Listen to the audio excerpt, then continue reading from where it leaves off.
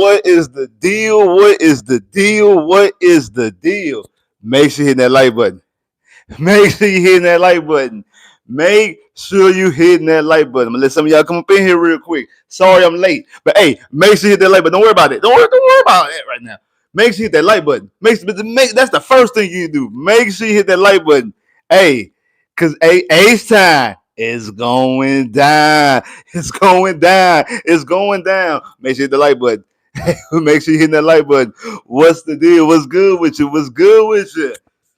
What's good with you? Yeah. What's the deal? What's good with you?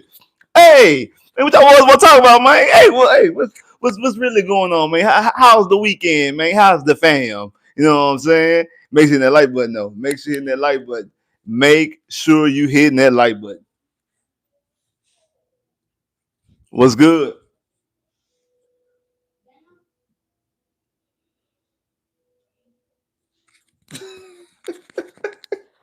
Don't worry about that right now. Don't worry about that right now. Don't worry about that right now. Don't no no no no no no no no no no no no no. Don't worry about that right now. Don't worry about that right now. Don't worry about that. Make sure that like button though. Make sure the like button though. Make sure you hitting the like button. Make sure you hitting it. What's up, YouTube? Your boy back once again with another sports topic. Here we talk some football. Houston Texans football. We back in the playoffs, baby. We back in the playoffs, baby. It's clinched. It's legit. It's here. It's a first time ever. First time ever in franchise history.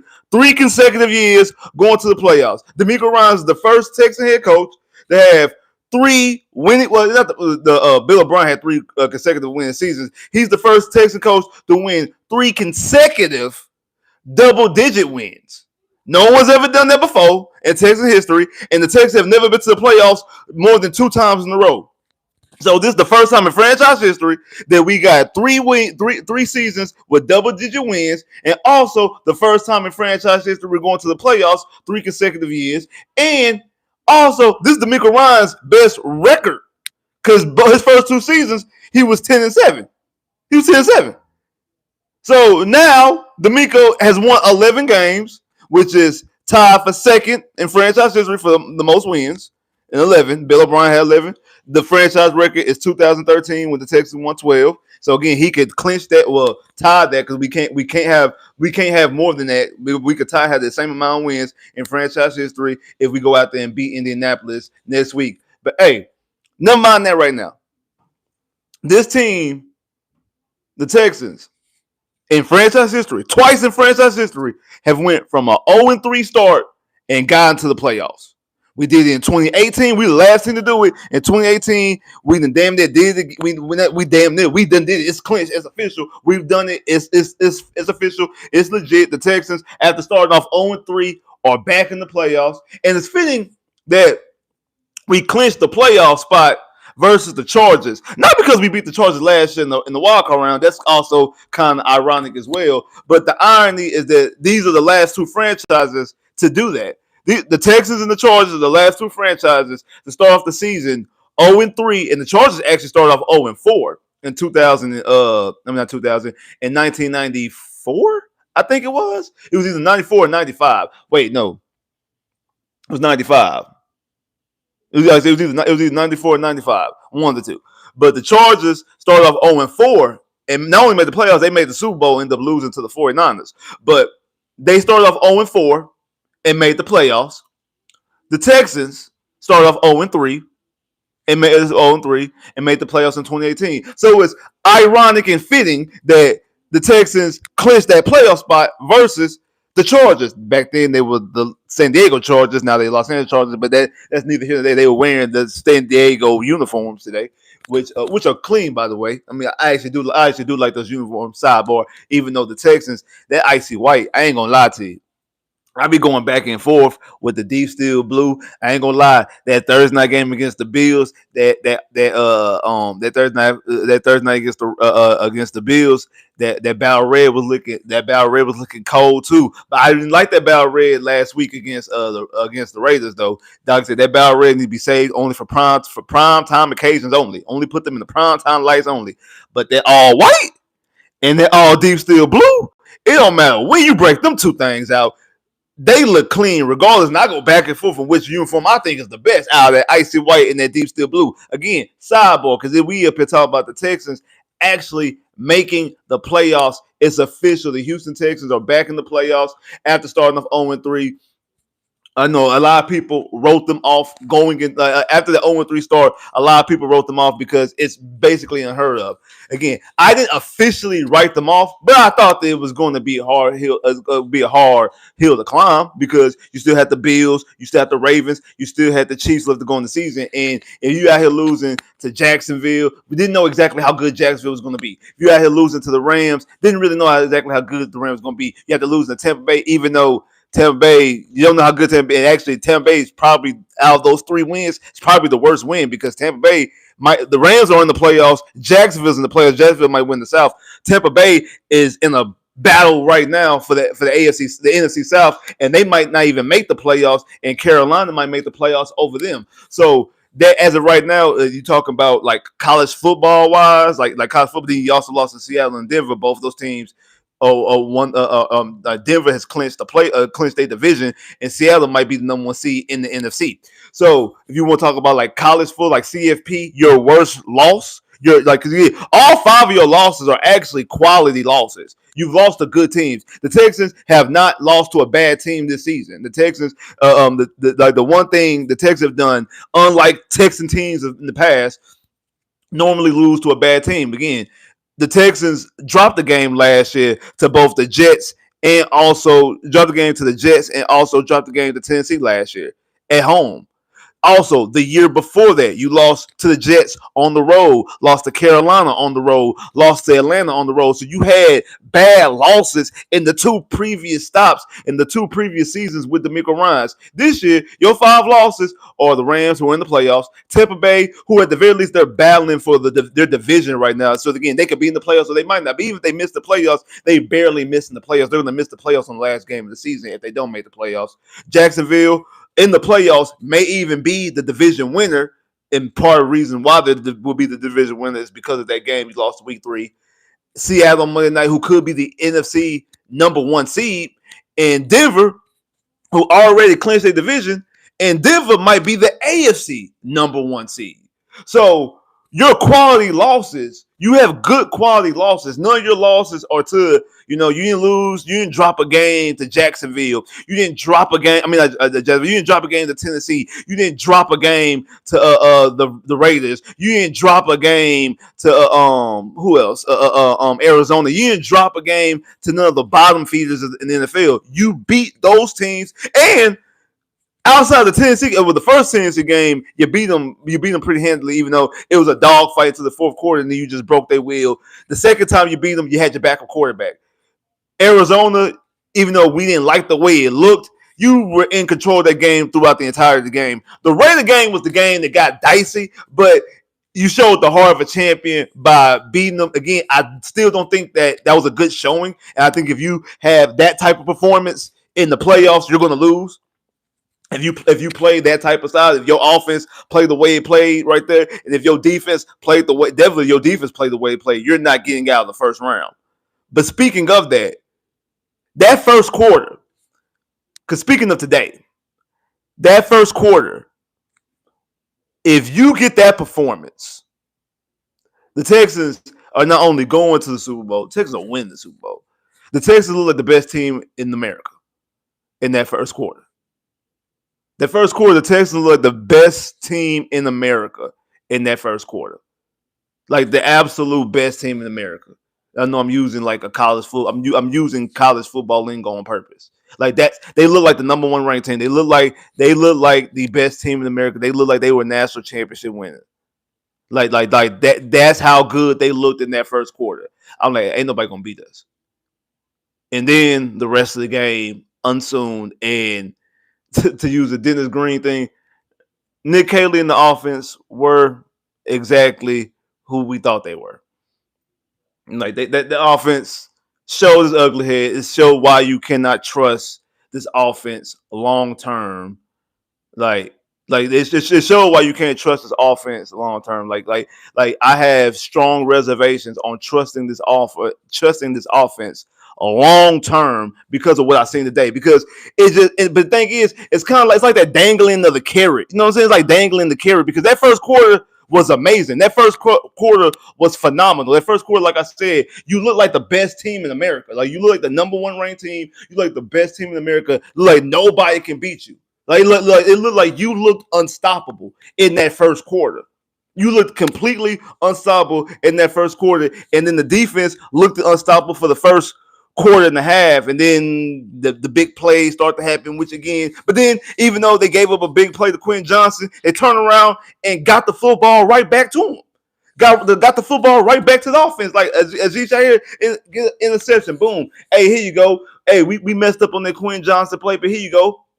Here you go, here you go, offense. Here you go, big dog. We're gonna get the football right back to you because y'all is clicking. Like y'all were clicking early on, and it's like you see the flashes. It's like I said, it's that dangling of the carrot. It gets you in and have you hype, and then you watch the rest of it, and it's like, man, like why we can't trust this offense. And like I said, the first quarter, CJ looked like a true, legitimate franchise quarterback. And I'm not just talking about the stats. I'm not talking about just the 50-yard and 70-yard touchdowns. I'm not talking about that. I'm talking about complete in control. He out here correcting receivers route. I think it was Higgins. Higgins ran a go route, but he wanted Higgins to have to run a comeback. But Higgins ran a go route. He's checking Higgins like, bro, you gotta go this way. Because not only earlier this season, the first 2 years, CJ, I wouldn't say timid, but CJ was more like he like just let stuff go. Like he just like he would just let, like when people would make mistakes. He like I bring back to the game against Jacksonville earlier this year when it was supposed to be a jet sweep to Jalen O. Jalen O supposed to run a jet sweep. Jalen O runs past CJ while CJ trying to hand the football off to him, and CJ has a look on his face like you messed up, but then throws the football. And again, like Jalen O catches it, runs for 11 yards, but gets called back because Ursary had the hands to the face, and CJ doesn't correct it. Like CJ doesn't go like CJ don't even go back and be like tap him on his head. Now again, we don't know what CJ said on the sideline. We don't know what CJ said after the game. We don't know what CJ said in the meetings. We don't know. We don't know that. We're not privy to that information. But just in the moment, at that exact moment, that near moment, he didn't even like pat him on the head, and be like, "Hey, bro, I need you to do this and do that." He just let him go. Today with Higgins ran a go route when he wanted Higgins to run a comeback. And he's checking Higgins on. He's like and not even on a frustrated like, bro, you blanking up. It was more so like on some leader type commanding the ship type situation. That's what he did. Then later on the drive, later on the following drive, he throws the football, gets rid of the football, and then he goes and corrects the offensive lineman because the offensive lineman, I guess he called out protection. No, again, we're not privy to that information. But evidently, the offensive lineman did something that he wasn't expecting the offensive lineman to do. He had to end up throwing the football in the stands so he wouldn't get a sack. And he's out there correcting the offensive lineman. Like he's like clapping in his face and correcting them. I like that. That's what I've been wanting from CJ the most. I know people be talking about 500 yards, 5 touchdowns. Again, we want all that stuff too. But the little things is what I'm naming. The little things will increase those type of productions and numbers. Those little things, him correcting the offensive linemen, him correcting the receivers, him correcting the running backs, getting people lined up and squared up where they're supposed to be. Doing those type of things and doing those type of things will still get those type of things. The payoff, the huge dividends for that is 400 yard games, 3 touchdown games, things like that on a normal basis. No interceptions, things like that. Those type of things happen more so on a normal basis if you correct. I just seen somebody putting there talking about CJ Young. Bro, yes, age-wise, CJ is very young from an age standpoint. Yes. He's not young in NFL standpoint. We got to stop using that he's young as an excuse because he's 3 years in. We've seen quarterbacks get to and win Super Bowls by year 2, get MVPs by year 2. CJ's in year 3. And again, I know some people gonna say, "Well, that's a Patrick Mahomes, that's a Tom Brady, that's a Ben Roethlisberger, that's a yeah." But we want CJ to be in those. We want to judge CJ with the greats. You don't want to judge CJ with the Kyle Penningtons and the and the who else? Who else? Um Dang, I can't even think. I can't even just think of a mid-tier quarterback. A Ryan Tannehill or Jay Cutler. We want to like. Do you want to judge CJ? Do you want CJ to be Ryan Tannehill, Jay Cutler? Both of them have been to conference championship games, by the way. Or Mark Sanchez, who been the back-to-back conference championship game year 1 and year 2, by the way. Or do you want to judge them in the Peyton Mannings, the Tom Brady's, the Ben Roethlisbergers, the Joe Burrows, the Lamar Jacksons, the Josh Allens, the Patrick Mahomes? Do you want him? Do you want to judge him in them, or do you want to judge them like Tua or Justin Herbert, who he just beat, or even Jared Goff? Like who do you like who like which realm do you want to judge them in? And then we could probably then if you're comfortable with him being in that tier, then all what y'all saying about youth and all that is valid. But when we want to judge him in the great tier, that youth from a football standpoint is out there. Again, you talk about he's younger than Bo Nix. That's cool.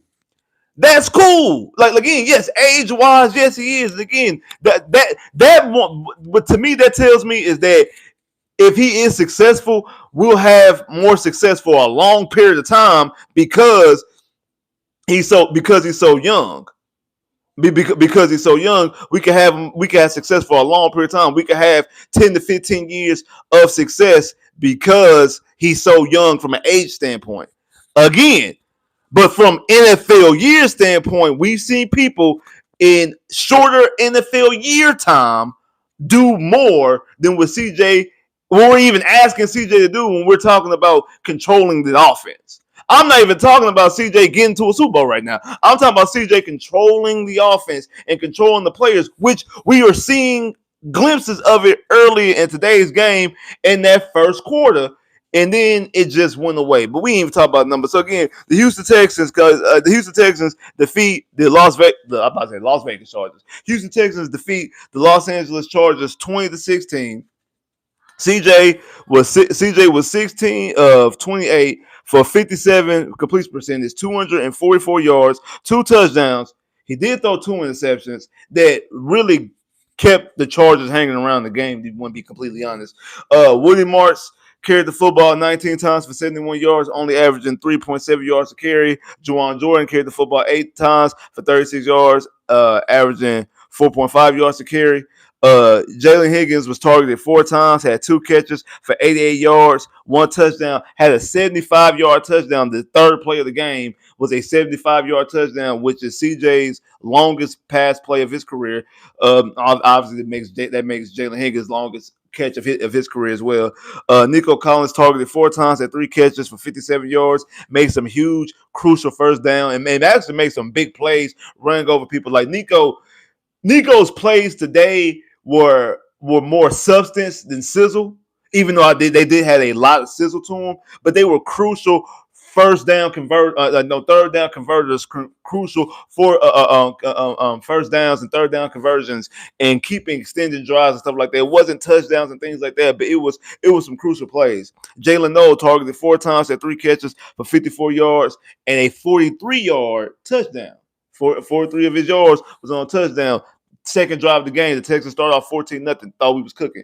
Xavier Hudson targeted 3 times, had 2 catches for 21 yards. On the Chargers side of football, Justin Herbert was 21-32 for 65 completion percentage, 236 yards, 1 touchdown, 1 interception. He was their leading rusher with ran the football 6 times at 37 yards. Hampton carried the football 14 times for 29 yards and a touchdown. Quinn Johnson targeted 8 times at 5 catches for 98 yards. I'm sorry. Gasson was targeted 6 times, had 3 catches for 32 yards, and then Ladd was only targeted twice, had 1 catch for 31 yards. So, hey, again, big plays again. Quinn Johnson had a big play that got them into the red zone in the first time in the first half, right before halftime, but we was able to get interception in that. And then you also had the 31-yard reception by Ladd later on in the game that almost made the game a little bit dicey. Daniil Hunter had 1 sack. Then Nick Archer had 1 sack. Barnett had 2 sacks, and then Rankin and Will had a sack together, so they both have half a sack because they share the sack. Like I said earlier, you had Aziz Shair with an interception that was a huge interception. Again, the Texans defense had its moments when they give up big plays. Obviously, like I said, that's something that's been I've been saying that all year long. I've been saying that as great as this defense is, this defense gives up too many big plays for as great as defense is. I wasn't worried. I ain't gonna lie. I was not worried in this game because I felt the defense was going to be able to keep them at bay. So I wasn't worried in this game. However, that second half of football and really like the last like 5 minutes of the second quarter, and the entire second half was absolutely atrocious, sloppy football on both sides for both teams. It was just sloppy football. And luckily, the Texans have the best defense. That because the Texans have the best defense, them playing sloppy football benefited the Texans defense because it was just sloppy football. Now, I ain't gonna lie, some of them points that I mean, the Chargers left points on the board. The Chargers missed the field goal early on after CJ's first. I think it was after CJ's first interception. They missed the field goal. Then they obviously missed the extra point. So again, the 4 points that they lost by, they field goal kicker cost them the points. They were in position to get those points. But they wasn't able to capitalize. We were able to capitalize with Kaimi Fairbairn. We were able to capitalize. Again, just the back and forth, the way we were trading turnovers. We would throw they throw interception, we throw interception, they throw another interception. Yeah, because like we throw interception. I think the ball was tipped on the first interception. It was tipped, and when CJ first threw it, I'm like, CJ, bro, where are you throwing to? I'm like, where are you throwing to? But he was throwing to Higgins, and it was tipped at the line of scrimmage. Didn't too much like that, but again, it was tipped at the line of scrimmage. Hey, shout out to that boy Huff for Super Chat Love. Definitely appreciate that. Holler from San Anela, California. How about them? How about that Swarm City? I thought he about to say he was at a swimming city. So, shout out to her for Super Chat Love. Definitely appreciate that. He say he hollering from San Anela, California. Where is that at in California? I've never heard that. He said, how about that Swarm City? Hey, the defense was swarming to the football all game long. They were swarming to the football. They were swarming to Herbert. Herbert was under pressure the entire game. Actually, I'm actually surprised that it was only one, two. I'm surprised it was only 5 sacks. It should have been. It seemed like it would have been an 8-sack game. Like the defense was swarming throughout the entire game. Like the defense was completely swarming throughout the entire game, babe. But shout out to that boy Huff for the Super Chat Love. Definitely appreciate that. Like I said, hey, where's that in California? Oh, east of San Jose, in the Valley. Okay, all right. Yeah, I'm trying to think. I've never been to San. I know San Jose. Yeah, I've never been to San Jose. I've been to LA twice. I've been to LA twice. Yeah, I've never. Yeah. I never been. I'm actually supposed to be going to the Bay Area. I'm supposed to be going not to the Bay. Yeah, it is the Bay. Yeah, I'm supposed to be going to the Bay next year and the year after next. Actually, I'm supposed to be going to the Bay in the Bay Area next year and the year after next as well. I got something I got take care of. So But like other than that, I've only been in Southern California. Like LA is really like LA and that area is pretty much the only part of California I've ever really been in. But hey, like I say, the defense was swarming, but like I said, like it was just sloppy football. Like I said, CJ's first interception, the football got tipped. CJ got the football got tipped to the line of scrimmage, but I didn't like the throw. I didn't like where Chris said, "Hey, the Indianapolis is eliminated, so I don't think Chris is gonna pull up." But hey, Indy though, don't fold. Indy, we need y'all tomorrow. We need y'all not to fold. Like we need y'all to handle and take care of business so the Texans so Texans have their rightful place as the AFC South champion. So Indy, don't fold. Indy, Indianapolis, Indianapolis, do not fold against them Jaguars. Don't fold. We need y'all to handle business so the Houston Texans can win the AFC South like we're supposed to do. Like we're supposed to do. So we need y'all to handle y'all business. We need y'all to handle y'all business. But anyway, like I said, I did not like the attempt. I get that he was trying to fit the ball in to Higgins. I didn't like the fact that he was thrown in that area, even though the ball getting tipped. I guess he could put some more on this. I guess it technically is his fault, but I didn't like the fact that he was thrown in that area. I didn't like the fact that the second interception was just a complete bad interception. But they get in the field goal range, whether they're in field goal range because it was short distance. In field goal range, they missed the field goal, so no harm, no foul. Then the Texans defense allowed a big play to Quinn Johnson, and then a couple plays later, Aziz Shaya catches the interception. So boom, once again, no harm, no foul. And the Texans, right before halftime, for some strange reason, when like the last like 4 games, when they get the football right before halftime, they act like they don't know what they're doing with the clock. But yeah, in this strange reason, now they want to be risk it, no biscuit. Now this game right here, they want to try to get points, and CJ throws another bad interception. And it's like, okay, now we're just playing bad football right now. Now we're playing bad football. Now we're playing bad football. Then the second half, you had Dalton Schultz fumble the ball tip and roll. Luckily, it bounced out of bounds for a little minute, but it was just bad football. Also, the NFL actually bailed out the Texans a couple times. They actually bailed out the Texans on the Z's interception because actually that was actually a safety. Because Aziz never got touched. He was never down.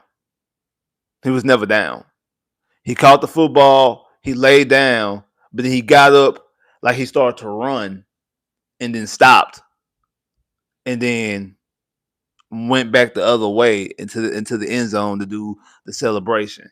And I'm like, I don't think he was down. I don't think he ever got touched down. And he never got touched down. Now, granted, I know they let you like give yourself up, so maybe that's the thing. They blew the whistle and they let him give himself up. But I'm like, Aziz never like was down. Like Aziz could have scored a touchdown because he was never touched. Because the receiver when he tried to catch the football and tips it. We try to catch the football and tips it. He looks and he like I thought he was about to touch Aziz like down him, but he hits the ground instead. Like he pounds and hits the ground hits the ground with his fist instead of downing Aziz. So since he didn't down Aziz wasn't down. Now I guess they allow Aziz to give himself up. And if they did that, if they allowed Aziz to give himself up, cool beans. But if that's not the case, then the NFL kind of like oops a little bit. Then another thing, like later on, I can't remember if it was in the third or the fourth quarter. I think it might have been the third. No, or was it in the second quarter? That was a safety on the Texan side. Like when they stopped, I think it was Hampton. I think like they dumped the football off to Hampton. Hampton Hampton got pushed back, but Hampton stepped back. It wasn't you get forward progress. So if you get hit, if you get hit outside the end zone and then you get pushed back by the defender, then it's not safety. He stepped back. So he let his own momentum take him back because he stepped back. Therefore, when he got hit in the end zone, it should have been a safety. It should have been a safety.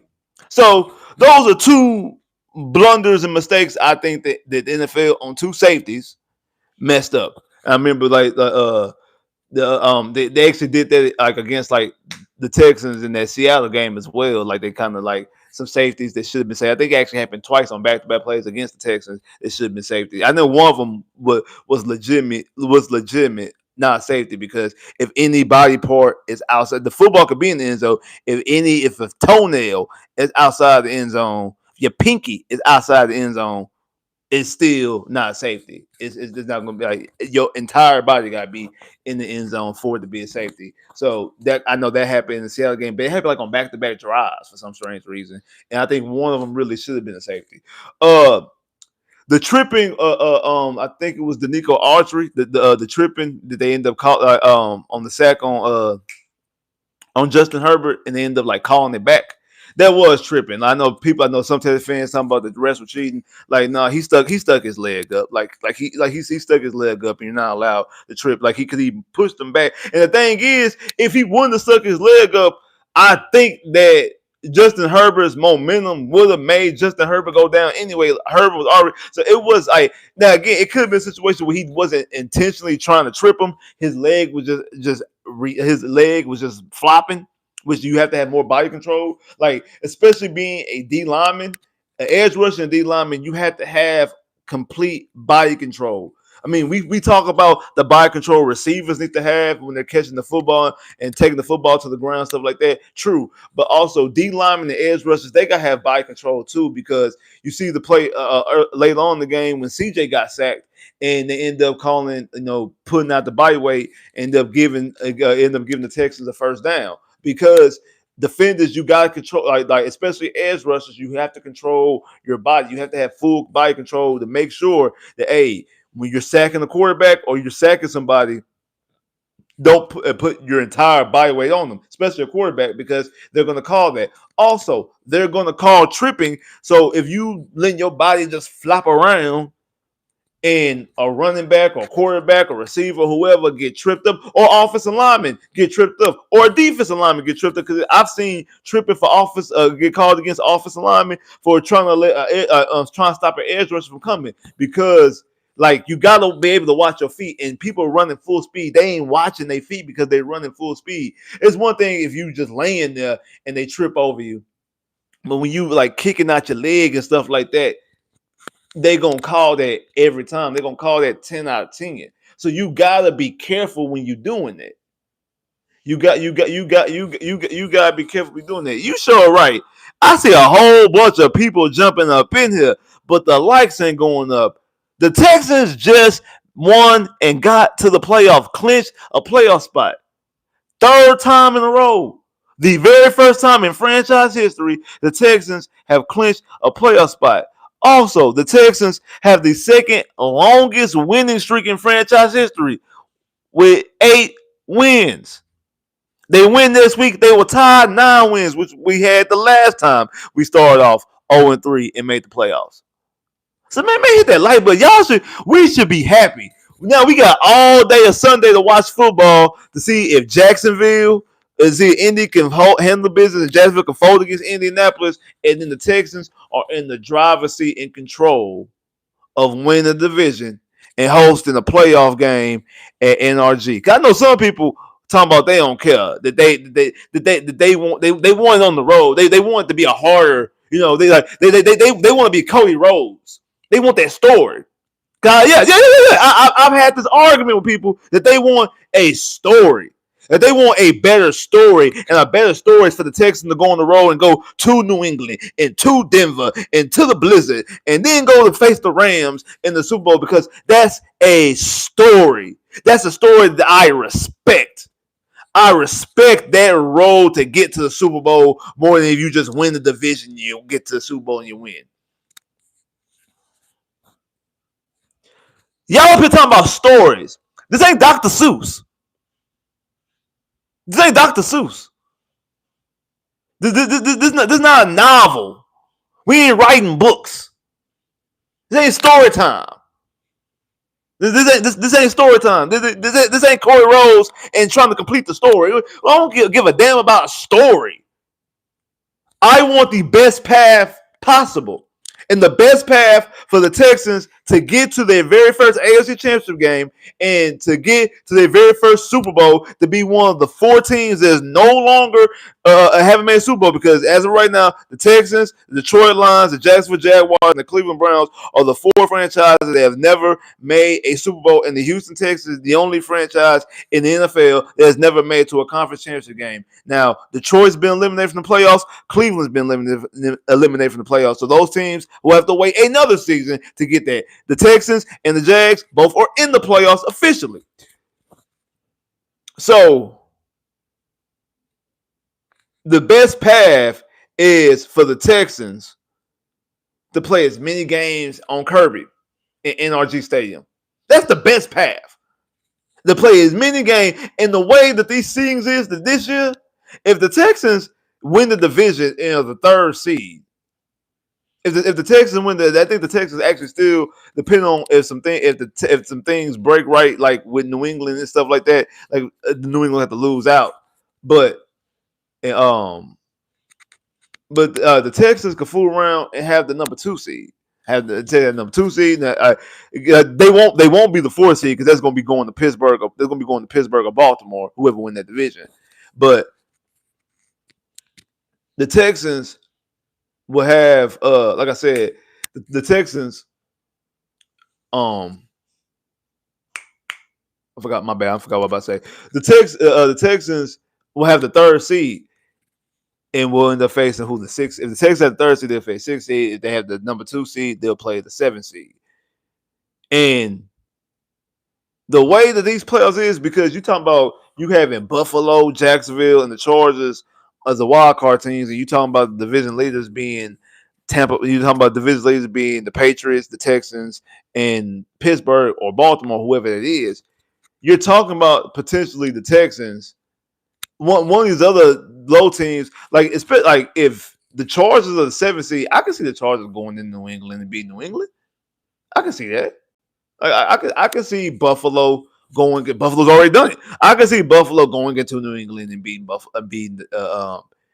New England.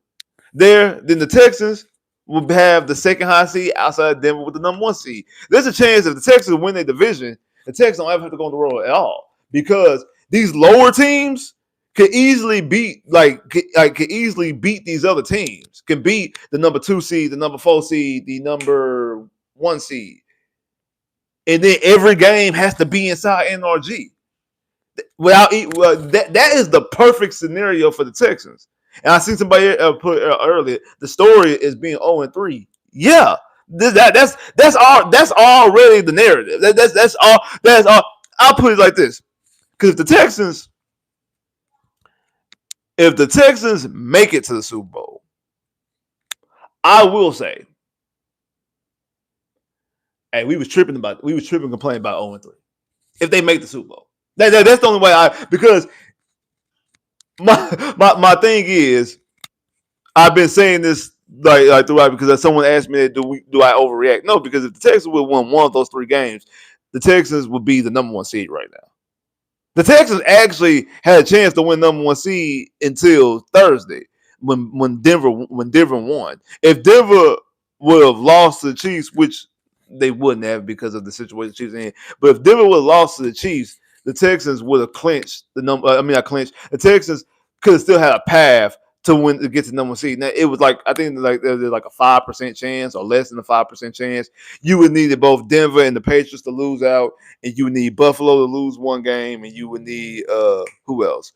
The Jags obviously to lose a game, and the Texans still could have got the number 1 seed. So again, Denver winning on Thursday ended that. So now the Texans still can get the number 2 seed. They would need the Patriots to lose out, and they would need the Patriots to lose out. They would need the Patriots to lose out. They would need Jacksonville obviously to lose. They would need Buffalo to lose one of their last 2 games. I know Buffalo played Philadelphia tomorrow. So there's a chance Buffalo could lose. But then again, Philly has clinched the division. I don't know if Philly. I don't think Philly can get the number one seed. I don't think they're able to get the number one seed. I don't know exactly where Philly is in the playoff rankings outside of them winning a division. That's all I know. Uh, but anyway, that's beside the point. Like the Texans still have a lot to play for, even though they've clinched clinched the playoff spot. They still have a lot to play for next week, because they have opportunity. Because even if Jacksonville wins, there's a chance. Even if Jacksonville wins, if Jacksonville loses to Tennessee, Jacksonville has to win out to win the division. Jacksonville can't backdoor the division. They have to win out to win the division. The only way they can they have, so they got to win tomorrow, and then I'm pretty sure, because the times haven't been posted for that Tennessee game. I'm pretty sure their game against Tennessee and our game against Indy. I'm pretty sure they're gonna put both our games at the exact same time, so we're both gonna have the 12 o'clock window. And the reason for that is so it take away the integrity of the game, because if like say if Houston won the game, like say if Houston say if Jacksonville played first and Jacksonville won, and then they clinched the AFC South, then the Texans wouldn't then the Texans the Texans could just rest their starters. So it takes away the integrity of the game. So they're going to play them both at the exact same time. They're both either going to have the noon o'clock game or both going to have a 3 o'clock game. More than likely a noon o'clock game. They're both going to have a noon o'clock game, and let them play out, because the games is going to be the most intriguing games from a playoff standpoint. You know, you got Tampa and Carolina. That game is going to be for the South. Uh, what's the other game? Is it not? No, it's not the Bears. Is it Seattle? Is it Seattle and the 49ers? Or Seattle and the Rams? Or the Rams and 49ers? Like, because the 49ers actually, if the 49ers went out, the 49ers, I think it's the 49ers and the Seahawks. Because the 49ers can actually get the number one seed if the 49ers went out. I think the Rams are the only team that's not able to yeah, I think the 49ers are the only team that can win their division of those three. I know Seattle as of right now is leading. It has the number one seed in the NFC right now, and I think because that's probably going to be the night game. I'm pretty sure that Seattle 49ers game is going to be like this is going to be the Sunday night game next week. That game is going to be for the number one seed. It's going to be very equivalent to the game last year with the Lions and the Vikings. The only thing is different, both teams ain't got 14 wins. And I'm pretty sure that Tampa Bay and that Tampa Bay game and that Carolina game is probably going to be like Saturday night, because they're gonna have some games on Saturdays. They're gonna have some games on they're gonna have some games on Sundays, obviously. So I'm pretty sure that because that game is going to be for the division as well. And if the Ravens beat Green Bay tonight, if the Ravens beat Green Bay tonight, then that sets up the Ravens and Pittsburgh for the division. I know if the Ravens lose, if the Ravens lose tonight against Green Bay, the Ravens are eliminated. The Ravens are not going to the playoffs. If the Ravens lose tonight, they're eliminated. If the Ravens win, I don't know if it matters what Pittsburgh do. I don't know if Pittsburgh win, they in, or it don't matter what Pittsburgh do. I know the Ravens have to win out. I know that's the only way the Ravens. Actually, I think Pittsburgh. I think if Pittsburgh wins, I think if Pittsburgh wins tomorrow, um I think if Pittsburgh wins, I think they eliminate it. I'm not watching the game right now. Obviously, I'm on live. That was crazy. Yeah, I'm not.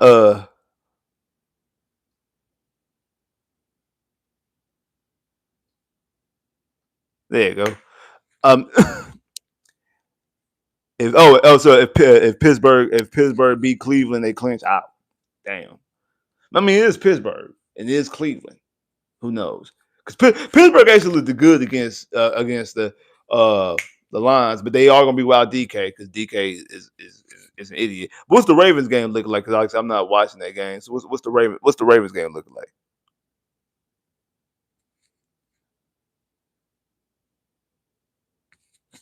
But yeah, I'm not watching the Ravens games. I don't know what the Ravens are actually doing. But so It's definitely going to be some like this season's a weird season. Like I said about the whole 0-3 start. Like when the Texans start 0-3, irritated, upset because they start 0-3, they're squandering opportunities. The the Tex. Oh yeah, I forgot. Yeah, I forgot. Jordan Love hurt, huh? Uh, the Texans squandering opportunities and stuff like that. But I consistently came on here week in and week out on Friday nights doing previews, Sundays doing post games, week in and week out, laying out a path for the Texans still to make the playoffs because as I was irritated with the Texans. I'm like, with the Texans, if any year to be 0-3, it would be this year because the Ravens, I think at that time, only had one win. Same thing with the Chiefs, only had one win. The only team that we thought coming into the season was going to be a dominant team that was winning was the Bills. I think the Bills started off like 4-1, something like that. But the backside that you had Indianapolis, they were like 4-1. Jacksonville, who beat you, they were 4-1 as well. So it was like, yeah, like I don't trust these two teams long term. But I said that because both these teams is winning, one of them is going to make the play. At least one of them, if not both of them, make the playoffs. But at least one of them. Now I'm not gonna lie. I thought it was more so going to be Indy than Jacksonville. I do think if Indy doesn't get the Daniel Jones injury, I do think Indy wins another game and they make things a little bit more interesting. But we did know that their season was, we did know that their schedule down the stretch was getting tough when they had the Chiefs, us, Seattle, Jacksonville, the 49ers. So they got all their good wins out the way, all their easy stuff out the way. And the Texans, I mean, for the most part, got they harder stuff out the way. But, and to be honest, the season, like, it didn't really light up. But when we could, like, the only thing that was a light up was the Raven, not the Ravens, but the Cardinals and the Raiders. Because we played the Chiefs when they had Patrick Mahomes. They were fighting for a playoff spot. We played Josh Allen and the Bills. Like we played Daniel Jones with Indy. And again, we could have lost any of those three games. We could have lost any of those three games. The Texans defense was dominant enough and played lights out and was able to win those games. But the Texans could have lost any of those three games. So it wasn't like the schedule just lightened up. We just ran through people. I mean, luckily we faced the Ravens during the time when Lamar Jackson wasn't playing. So it was before Lamar Jackson got, I mean, like after Lamar Jackson got hurt, it was before he came back. So we was able to play Lamar Jackson, the Raven. We were able to play the Raven without Lamar Jackson. That's the only time, like that's the only like favor that the Texans got from the schedule, as far as that. Because again, we faced everybody else when we got their toughest fight. Like we got the Chiefs. Like out of all the games this year, we got the Chiefs' toughest fight. Like some of them other games they lost. I'm even the game against Jacksonville that they lost. I'm not trying to negate Jacksonville's win, but you know they probably were like, okay, this is early on the season. We can still, you know what I'm saying, we can still get to our game. We can still do. They were trying to win, but they also did play without Rashee Rice. When we played the Kansas City Chiefs on Thursday Night Football on December 7th, the Chiefs' back were against the wall. Their back was against the wall when we played them. Their back was completely against the wall. They had to win that game. They absolutely had to win that game. Their back was completely against the wall. And we went out there in their home in Kansas City, in Arrowhead. And that was a playoff game. If a playoff game was a playoff game, that was a playoff game. I think that's the game really when people just really just started jumping back and being, woohoo, H-Town, when they beat the Chiefs. That's really what it was. Like I said, because I know I'm not trying to avoid it, but let's talk about it. Is it time? I've seen some people say it. Is it time to worry? Is it time to be concerned? Is it time to question? Is it time to side eye the franchise quarterback? Is it? I want y'all. I want y'all to answer this before I say what I want to say. But I mean, the Texans will start off with season started off with like 6 straight completions, like 151 yards, 2 bomb touchdowns. You had a 75-yard touchdown, the 43-yard touchdown was just on fire, just looking completely unstoppable, completely in control. And then the second quarter happened, and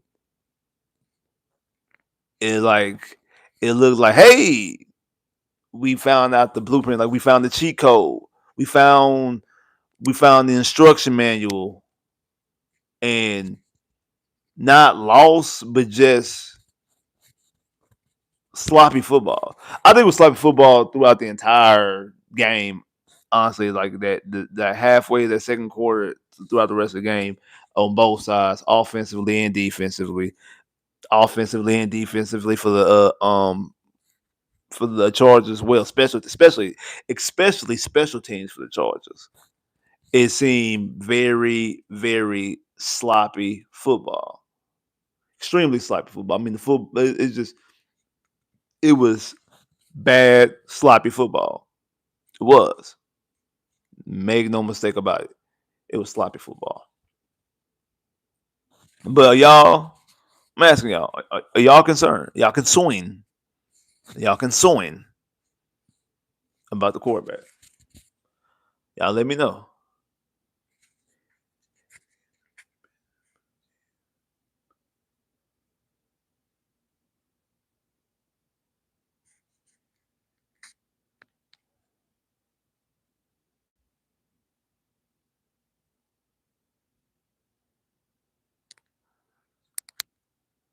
Oh, you some of you.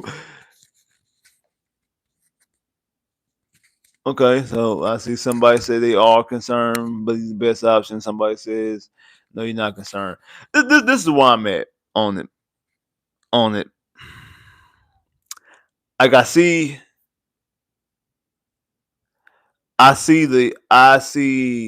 been seeing the potential.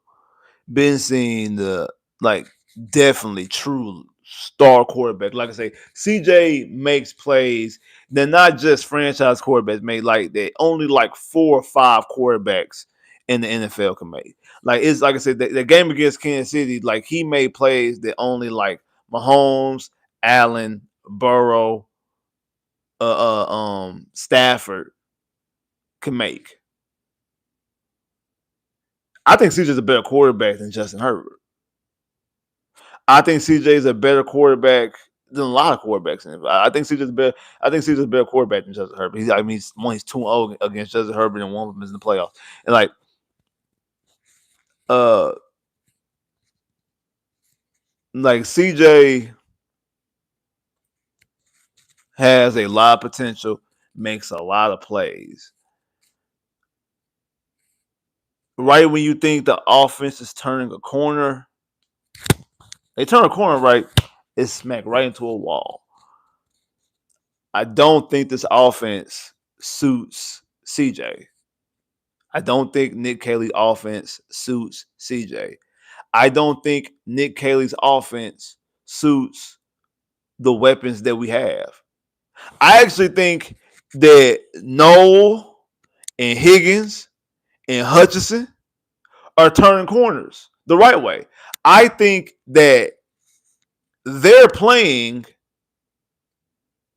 better week by week.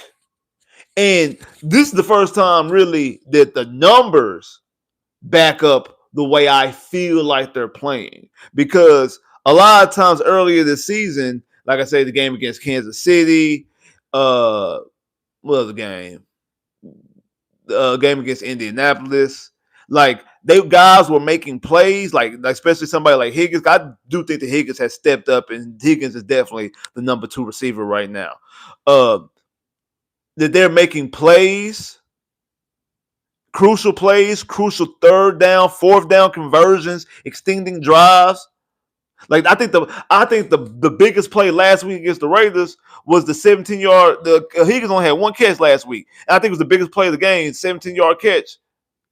They converted the third down. They extend the drive to put him in position when CJ makes the play to Nico to seal the game, which is one of those plays that only true franchise quarterbacks make. That only like I say, the one like less than 1% of the quarterbacks in the NFL can make. Like I think there's only like 4 other quarterbacks who can make that play that CJ made to seal the game last week against the Raiders: Patrick Mahomes, Josh Allen, Joe Burrow, Stafford, and Cole Bernard Stroud. That's it. Those are the only ones I think that can make those plays. So, but I don't know if the system fits with the players that they have. I know it doesn't fit the running game. That's part of the reason why Woody can only get 3.7 yards a carry. I know some people might see Woody breaking get a first down here or breaking get like Woody consistently gets less than 4 yards a carry. Jawal Jordan, I like Jawal Jordan too. I don't know what he could do long time. I think Jawal Jordan, him getting that 8 carries today, I think that's perfect for him. I don't think he needs to get no more than 8. I don't think he needs to get no more than 10 carries in the game. And I don't like the carries they had, but they were good for what we had. Woody, I think 19 is I think 15 to 19 is the ceiling as well. So I think between the two, they get you 25 carries. I don't like the way that they do run them though. And and it's not to be like a constantly bashing on Nick Caley, but it's like what he wants to do and what he tries to do, I don't think is in the best interest of his quarterback or his players. I don't think his system fits his players. I damn sure don't think his system fits his quarterback. And that's why I think you get this up and down from CJ. because people were saying earlier about CJ being young, and he's the youngest, he's younger than Bo Nix, he's 3rd-year quarterback. Okay, so why did CJ's best season by far was his rookie year? He was younger then, NFL standpoint and age-wise. From an age standpoint and from playing standpoint, his best year was his rookie year. That was his best year. That's why I say you can't use the age as an excuse. Because he was better when he was younger. Because I actually do think that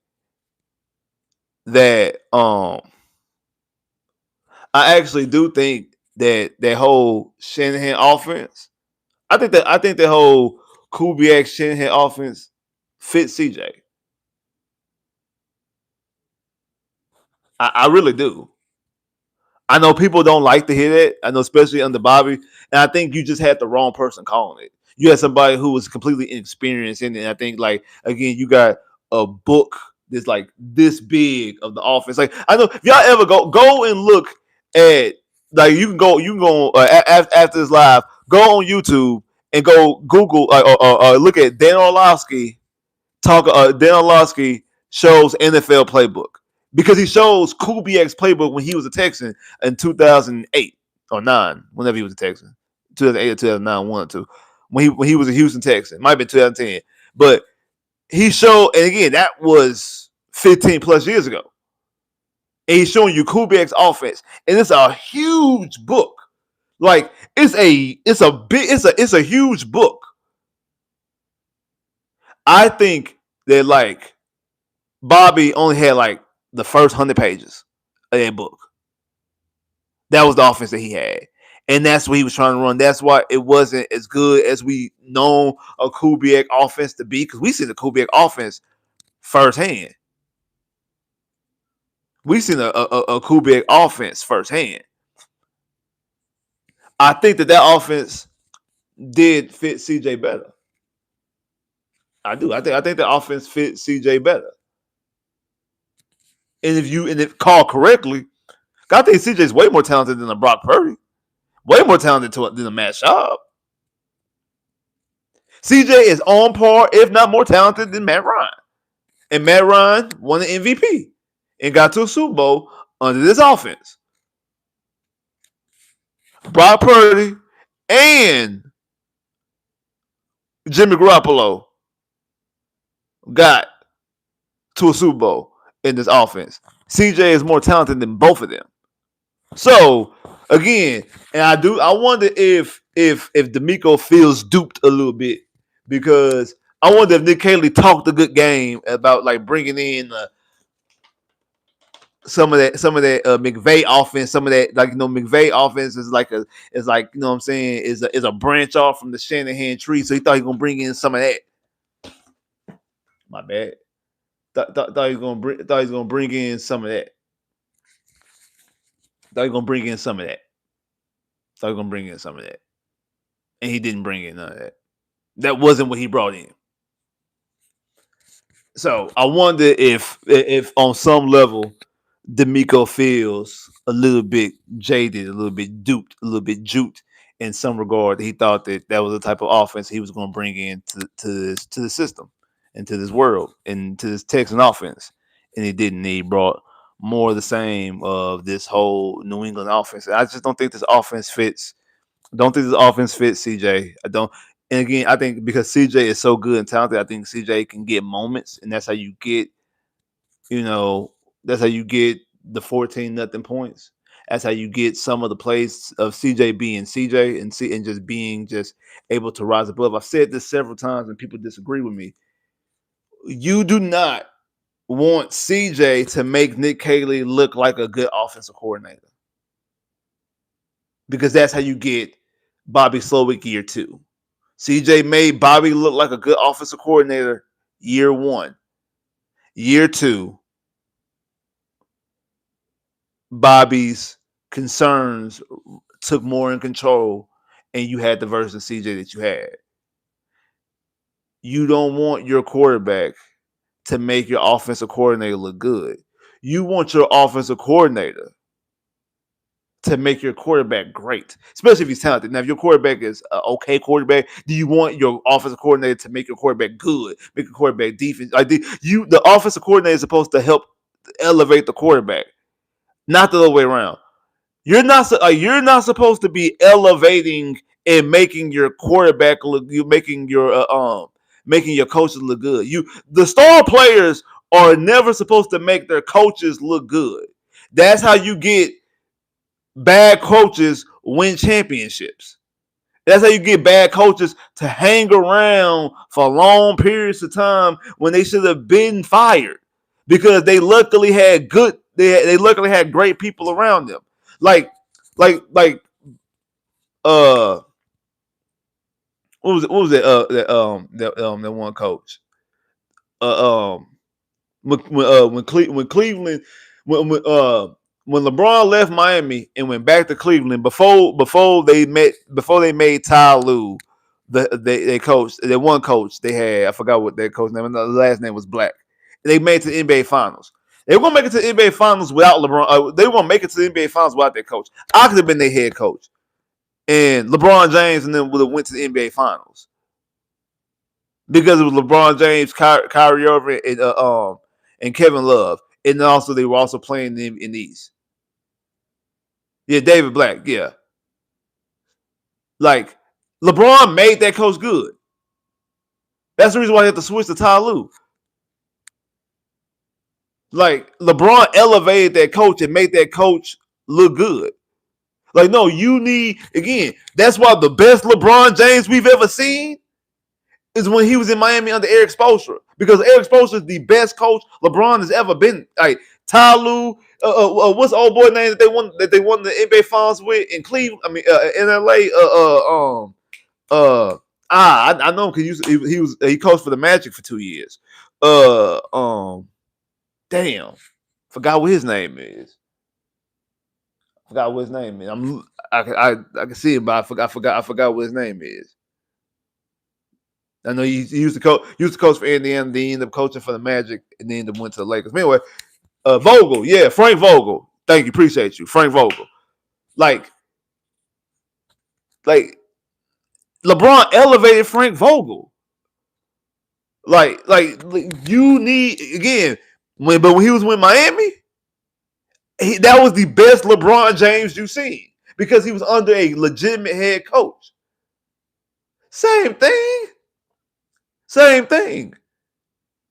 You don't need CJ to make these offensive coordinators look good because that's how you get bad offensive coordinators hang around for years upon years upon years. No, you need the offensive coordinator to bring the best out of CJ Stroud, to make CJ Stroud the MVP of the NFL, to make CJ Stroud a legitimate, true franchise quarterback to win multiples. That's the way you're going to get the best Coleridge Bernard Stroud, is when you get a legitimate offensive coordinator in here. I've been saying it. People disagree when I say, "Oh, the CJ need to make." Hopefully CJ can. No, hopefully CJ don't make Nick Caley play coach well, because then Nick Caley's going to stay here forever. Because y'all really think Nick Caley gonna get coach? I talked. If y'all in the Discord, shout out to everybody be part of the Discord. If you're part of the Discord, what's up? We had this conversation last week because someone brought this up, talking about that they don't want to get rid of Nick Caley because they get rid of Nick Caley and you bring in another offensive coordinator and the offense still struggling and woo da da da. But Nick Caley goes on somewhere else and that offense is top 5. Ain't you gonna feel stupid? I'm sitting there thinking, you've already done that. Well, like by that logic, you should never got rid of Bobby, because the best quarterback, the offense has looked was year 1 under Bobby. Nico Collins had almost 1,300 yards. He was 5 yards away from 1,300 yards. He's not going to have that this year. I mean, unless he has like 20 yards next week, Nico Collins ain't getting 1,300 yards. Tank Dell, we be so hyped about Tank Dell. Tank Dell only had one good season, and it was his rookie year. He led the rookies in touchdowns and had over 700 yards. CJ Stroud, who made a Pro Bowl his rookie year, won offensive rookie of the year, won the division, won a playoff game, blew out Cleveland in the playoff game offensively. That was under Bobby Slowick. So by that same logic, you don't get rid of Bobby Slowick by that same logic. But you knew that what you were seeing last year wasn't going to get you far. In newsflash, the offense last year is better than the offense this year.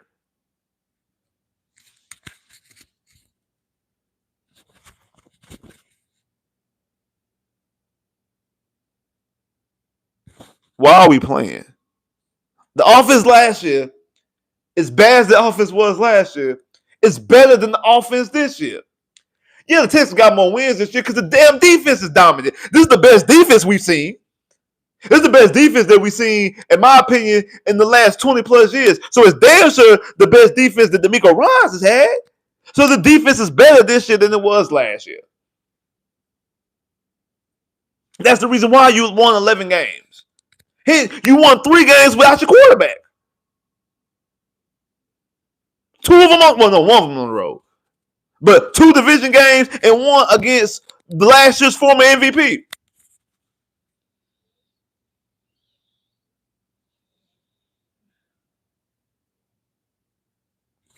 So again, why are we playing?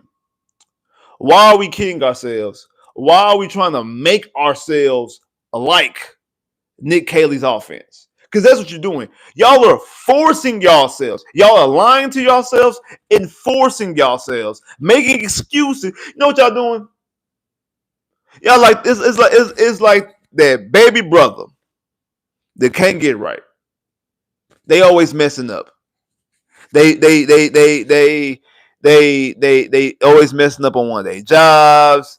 They messing up with their relationships. You know what I'm saying? They spending their money. They doing all these different type of things. But yeah, y'all give them every excuse in the book. Oh well, daddy wasn't around that much, you know what I'm saying? And that's why mama had to baby him and they just had a real hard time and all this stuff. We was moving all like y'all making up every excuse when this person is in their 50s and their 30s and their 40s and they grown, and you making up excuse after excuse after excuse for them just because you don't want to just face the fact that hey, they a mess up. They a F up. That's what they are. They a mess up. They mess up. Nick Haley is not good at his job. This offense is not good.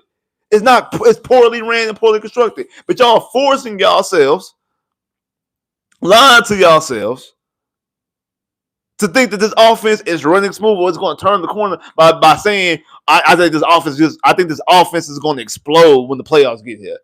Bro, it's 17 weeks. We ain't seen this offense explode yet. 17 weeks. If it explode yet, why would it explode next? Why would it just magically, when the playoffs, there's a light going to switch, it's just going to explode in the playoffs? Why? What evidence has that shown you? Oh, man, when Nick Haley's his first year offensive coordinator, first year calling plays, you got to give some time. I understand that. Fence Moore, why'd you hire a first-time offensive coordinator, first-time play caller, in a situation where your team had actual legitimate AFC championship and Super Bowl aspirations? And don't give me that bull that don't every team want to go to the Super Bowl? Don't every team want to go to a conference final? Don't every team, first of all, it's the NFL. Ain't no finals in the NFL. First of all, let's start right there, because people do be saying that there's a conference championship game, not finals. That's NBA. NBA has Eastern and Western Conference Finals. They have conference finals. In the NFL, they have championship games. AFC, NFC Conference Championship games. Not finals. Let's learn something, children. Let's learn something. Now that's what I'm saying. So so you had, and don't give me that everybody got conference championship and Super Bowl aspirations. Yes, in a vacuum, everybody wants to win Super Bowl. Everybody wants to go to the conference championship game. Yeah, cool. But there's a difference between coming into the season, the Houston Texans mindset and how they were operating versus the New York Jets or the Cleveland Browns or Tennessee or Las Vegas, Arizona. Those teams were completely different wavelengths than the Houston Texans, Buffalo Bills, Kansas City Chiefs, Minnesota Vikings, Detroit Lions. These teams had Philadelphia Eagles. These teams had legitimate, even teams that didn't even come close to it, but came into the season, like I said, Minnesota, Washington, because they were just in the conference championship game a year ago. Those teams have actual different feelings coming into the season than, like I said, the Jets, the Raiders, the Browns, Tennessee. Those teams had different, and then you did get some surprises like the Jags and potentially Carolina.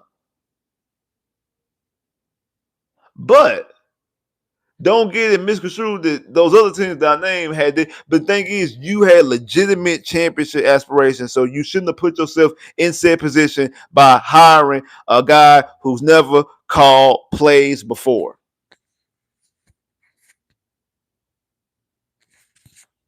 That doesn't make any sense.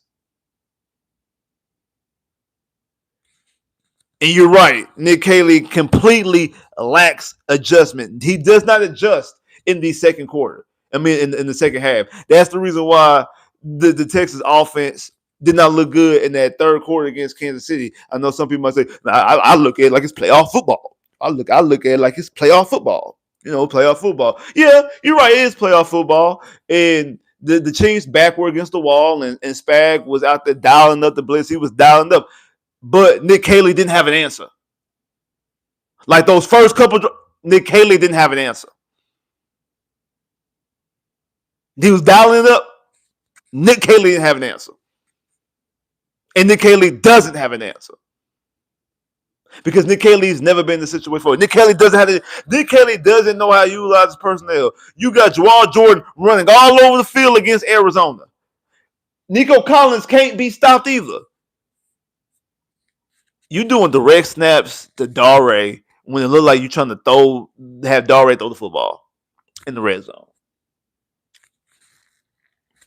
Nick Chubb breaks off back-to-back big runs week one. You turn around and give the football to Dare. Experienced offensive coordinator. Dare's not in that situation. Dare does not fumble against the Rams. The Texans beat the Rams, and we don't start off 0-3. We're right now, instead of 11-5, we're at the very least 12-4 right now, and have a chance to win home field advantage.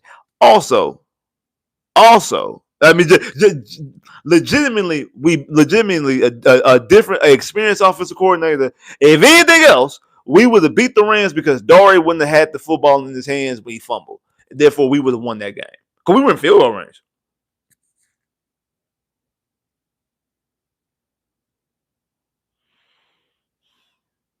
We were supposed to be forcing the Rams to use out their timeouts. We both have been forcing the Rams to drain that clock. Also, I believe an experienced offensive coordinator makes plays and calls us some plays against Tampa Bay, and we probably beat Tampa Bay as well.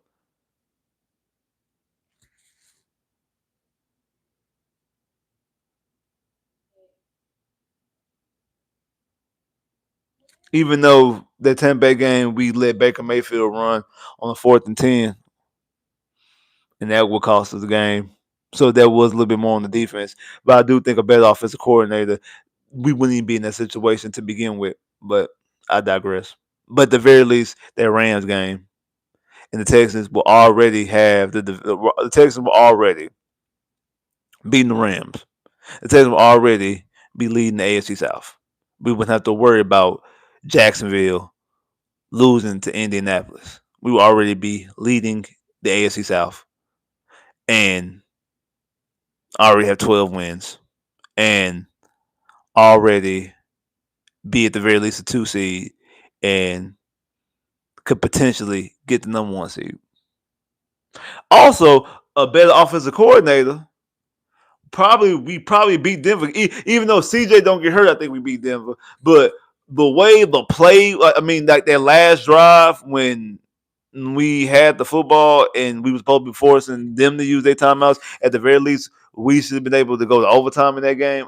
Instead, giving the football to Denver and allowing Denver to go and score and kick a game-winning field goal. So again, a better offensive coordinator, yes, a more experienced offensive coordinator. We beat the Rams, and at the very least, that Bronco game goes to overtime because of clock management. Because I do think that clock management and things like that on the offense side of football, I do think that's kind of a weak spot for DeMeco Ryans. I do think it's clinching DeMeco Ryans the best coach the Texans ever had. I think that's solidified. I do, even though he does have his shortcomings and blunders when it comes to anything on the offense side of the football. What he's done on the defense on the defense side of football is so magnificent. It's so good what he's doing on the defense side of the football, and also just the way this team is operating, winning, having 3 straight years with double-digit wins, and 3 straight years of going to the playoffs. The Texans, both of those are franchise records, never been done in the franchise history before. I do think that he's clinched him being the best coach the Texans have ever had. But he still does have his shortcomings. He does. I mean, it is what it is. He's human. He's gonna still have some shortcomings. But again, I do think experienced offensive coordinator push you in those better situations, and I think the Texans will be sitting up here, at the very least, fighting for the number one seed, if not already having the number one seed, because I don't think you start off 0-3, and I don't, and then I think that Bronco game is a little bit different, ends up a little bit different.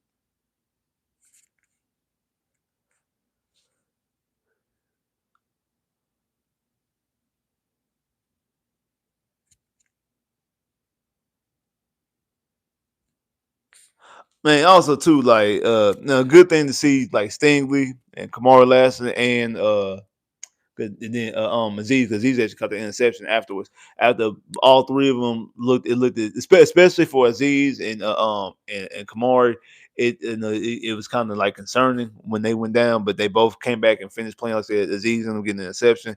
Kamari started playing well. The touchdown that the Chargers did score, even though it was a run touchdown, it happened when Stingley was out the game. Yeah, it was. I mean, the Chargers was moving the ball and played better when they during those spots. Once our guys were back there, the defense was holding up. That's why I'm not tripping about the defense tonight.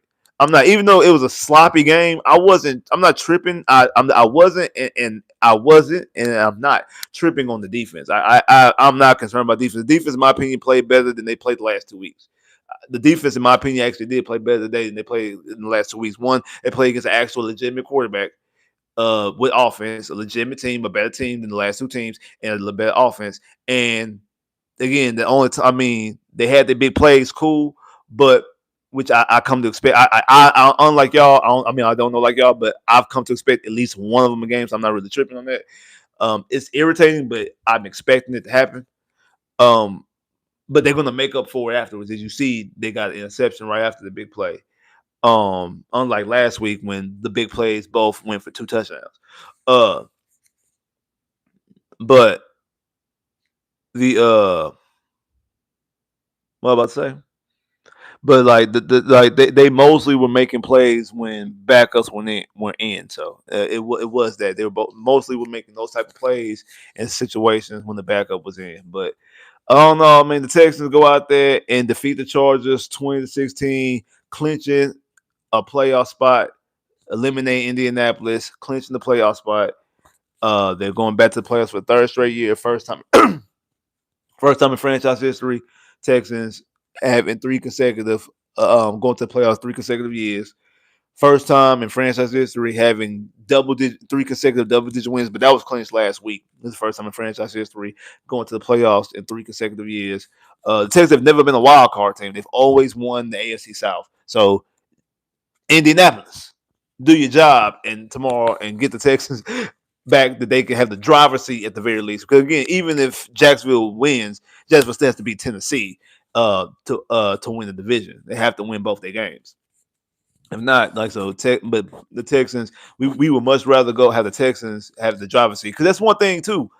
The Miko Ryans and CJ have yet to actually win the division title and celebrate.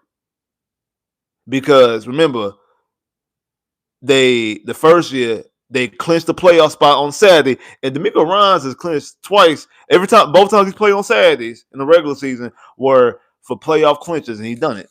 But he clinched the play. He clinched the playoffs on that Saturday, and then the following day, Jacksonville lose to Tennessee, and the Texans win the division. But they already did. They celebrate clinching they already clinched the division title. I mean, they already clinched the playoff spot, so they didn't get to celebrate the division. So, and then last year they beat the Dolphins. Cool. And then like later on that night, I can't remember who it was. I don't know if it was Indy or if it was Jacksonville. I think it might have been Indy. Whoever it was lost late on that night, and that clinched the Texans to win the division. But the Texans didn't get a chance to celebrate because they already went home. They already won their game and went home. It happened late on that day. So if Jacksonville loses tomorrow, that means next week at home at NRG, and it'll be also at home too. At home at NRG, the Texans can win beat Indianapolis and actually clinch the division title at home. Because like I'm like okay, I ain't gonna lie, I was thinking about it, the last couple, like think about last season, like dang, that's twice the Texans haven't like the Texans won the division title without actually being able to do it themselves. I'm like, it's gonna get to the point where it's like this version of the Texans, D'Amico and CJ, they're not gonna be excited about winning divisions anymore because they've done it so many times. Like how Texan fans are. Like fans, we're not like superly excited about the division titles anymore because we've done it 7, 8 times already, and still only got to the divisional round. We've been one. Talk to us when you get to the AFC Championship game. Let's get something different. So, but I know that's a completely different, you know what I'm saying? A completely different conversation. But hey, the Texans got to clinch a playoff spot, have a chance, an opportunity to still get the division, still need Jacksonville to lose a game, and the Texans will be in the driver's seat to win their third consecutive AFC title. Would be first time in franchise history. They got 3 consecutive division titles. Man, appreciate everybody that pulled up. Appreciate all the love and all the support. If you ain't hit the like button already, man, I'm gonna give you some time. Make sure you hit the like button. You hit the like button already. I'm gonna give you some more time. Make sure you hit the like button. Go ahead, hit the like button right now.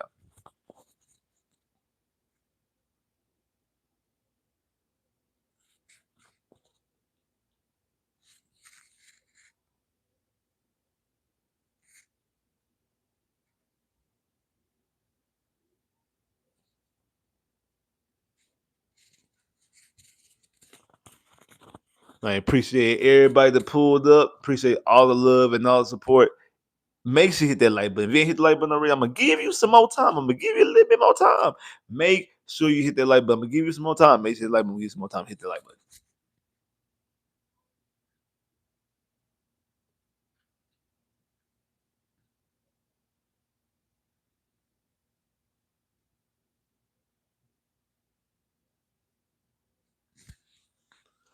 Already, man. Appreciate everybody that pulled up, man. Appreciate the boy Huff for the super chat love. Definitely appreciate that. I'm gonna put a poll up. I forgot to do one last week. I'm gonna put a poll up. So make sure y'all go check that out. I'm gonna put a poll up to see who should win player of the game. So make sure y'all go check that. Who should win player of the game? I got a couple of names. I'm still going. I'm gonna put the franchise quarterback up there because he did throw the football. So I'm gonna put the franchise quarterback up there. But I'm put some names up there. Y'all make sure y'all tell me who y'all think should win player of the game. I think it's a couple good names out there. So I'm putting people up there. Make sure y'all tell me who y'all think should win player of the game. Subscribe, comment, click that bell, get more videos. Like I said, the Texans beat the Los Angeles Chargers 2016 for the 11th win, 8th straight win, clinching the playoff spot, and back in the playoffs one more time. What's good, bro? What's good? What's good with you, bro? What's good with you? Texans are back in the playoffs one more time, third straight time on the D'Amico Ryans and CJ Stroud era. I really do think the Texans have a legitimate shot. They have a legitimate shot to do some things. Like I said, if you get that first quarter, they're not only they're winning the Super Bowl. They're not going to be able to be beat. If you don't, and that offense looks the way it looked the rest of the game, matchups are going to be key. Matchups are going to be key. You can beat some teams. You're not going to beat all the teams in the AFC if that offense if the offense play like that. It's definitely some teams you could lose to, especially if you gotta go to their building. So it is what it is. Like, subscribe if you haven't, comment below. If you haven't clicked that bell, get my videos. I holla.